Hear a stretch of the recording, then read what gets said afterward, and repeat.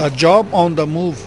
These vehicles carrying latest satellite transmission equipments are moving around the clock in Pakistani city of Peshawar.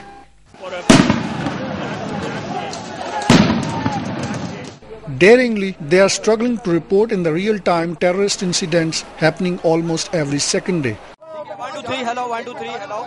Journalists are engaged in a serious business of reporting despite terrorist attacks against them. When they leave their home, certainly they have in their mind that it may be the last day for them for the coverage, because you never know what is going to happen. And even when they are on the way back home, they might be targeted by some terrorist, or something might happen to them. So these are the ways that the journalists, they are performing in this area. However, in the capital city Islamabad, Pakistani media is more focused on reporting what journalists point out misrule and corruption within the government. Open criticism by media is not entirely free from nationalistic view of reporting, something which has drawn resentment in corridors of power. President Asif Zardari has described journalists as conspirators.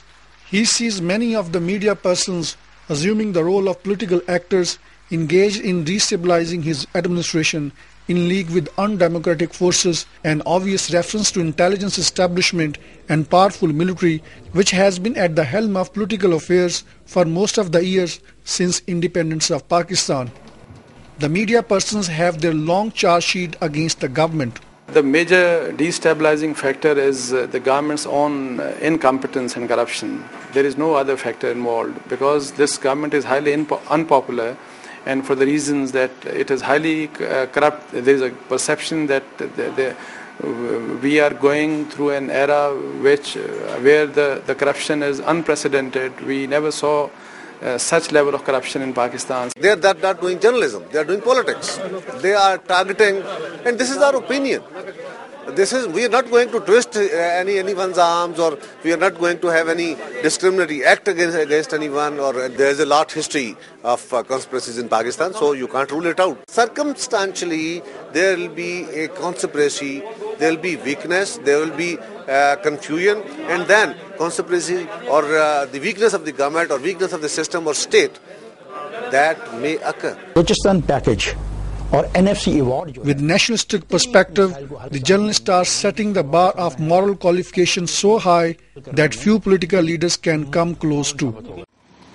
Many see vibrant media and independent judiciary as two bright spots in a land facing growing militancy and corruption within the government. There is no presence of black water in Pakistan. Some newspapers have been able to uncover issues the government has been refusing to accept for years.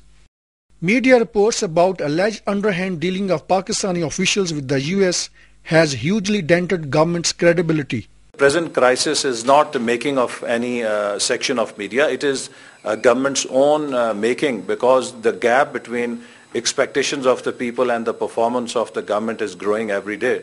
And it is this disappointment which is giving rise to criticism and cynicism. The media and judiciary seems to have an informal nexus. Many people get relief by highlighting their miseries in the media, with the judiciary taking action against allegedly corrupt officials in the government. The media is largely believed to have played a key role in ending 9 years of military rule through glorifying resistance of senior judges. Independence of media and judiciary is largely directed at weak political establishment and civil bureaucracy. Analysts say that media and judiciary require a major shift now to remove the perception that they are reluctant to demonstrate as much independence when they deal with powerful military and intelligence establishment of Pakistan.